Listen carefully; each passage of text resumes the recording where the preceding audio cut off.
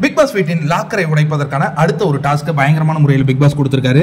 இப்போ big pass டீம்லேருந்து பார்த்தீங்கன்னா கமருதீன், கெமி and Tushar வந்திருக்காங்க. டீலக்ஸ் டீம்லேருந்து பார்த்தீங்கன்னா எஃப்ஜே, ரம்யா வந்திருக்காங்கன்னு நினைக்கிறேன். I think Ramya. இன்னொரு புறம் பார்த்தீங்கன்னா இவர் தானா வினோத், இவங்கெல்லாம் வந்திருக்காங்க. பயங்கர பரபரப்பாக ஆட்டம் போய்கிட்டு இருக்கிற அந்த காட்சிகளை பார்க்குறோம். ஆட்டத்தின் முடிவில் வெற்றி பெறுகிறது பிக் பாஸ் அணி அப்படிங்கிறத நமக்கு கிடைத்த தகவல். ஆனால் இந்த டாஸ்க் வந்து ரொம்ப இன்ட்ரெஸ்டிங்காக இருக்குது. இது நடுவர்களாக கலையரசன் ஒன்று நின்றுட்டு இருக்காரு. அந்த பொண்ணு யாருப்பா? இந்த பொண்ணு யாருன்னே எனக்கு தெரியாது. பியானாவா? ஏதோ ஒரு பொண்ணு நின்றுகிட்டு இருக்கிற அந்த காட்சிகளுடன் இந்த பரபரப்பான ப்ரோமோ ரிலீஸ் ஆகிருக்கு.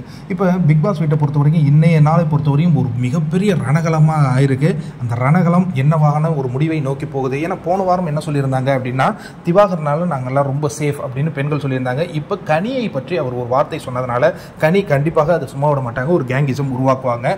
அப்போ திவாகர் இந்த சாட்டர்டே எபிசோடை எப்படி எதிர்கொள்ள போகிறார் அப்படிங்கிற அந்த எதிர்பார்ப்பும் ரசிகர்கள் மத்தியில் இருக்குது.